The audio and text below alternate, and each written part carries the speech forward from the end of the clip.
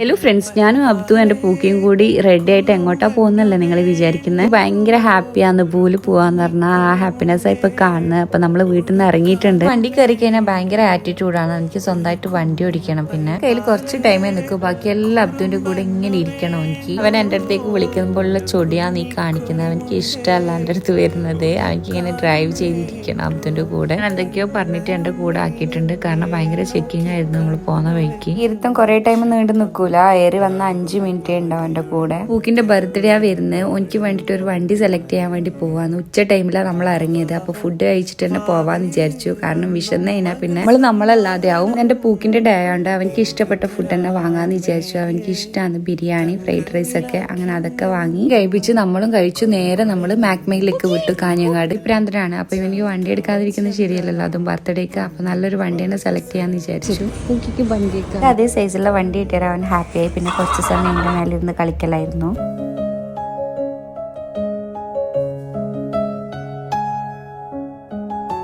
കുറച്ച് കളക്ഷനേ ഉണ്ടായിട്ടു. കാറിൻ്റെ അങ്ങനെ മേലെ കയറി ഒരുപാട് കളക്ഷൻ ഉണ്ട്. അതുമെല്ലാം നല്ല റേറ്റ് കുറവുണ്ട് ഇവിടെ. ഫൈനലി ഒരു വണ്ടി ഫിക്സ് ആക്കി. ഇങ്ങനെ സൈക്കിൾ ടൈപ്പ് നോക്കാന്ന് വിചാരിച്ചു. പക്ഷെ ഒന്നും എനിക്ക് സെറ്റ് ആയിട്ടില്ല. അതുകൊണ്ട് ഞാൻ ഇവിടുന്ന് എടുത്തിട്ടില്ല. പിന്നെ അവിടുന്ന് ഇറങ്ങി വണ്ടി അവര് വീട്ടിലെത്തിച്ചേരും. എല്ലാം കഴിഞ്ഞേരം ആള് നല്ല ഉറക്കായിരുന്നു. പിന്നെ നമ്മൾ നേരെ വീട്ടിലേക്ക് മടങ്ങി. അപ്പൊ ഇതുപോലത്തെ വീഡിയോ ഇഷ്ടമാണെങ്കിൽ ഫോളോ ചെയ്ത് കൂടെ മറക്കല്ലേ.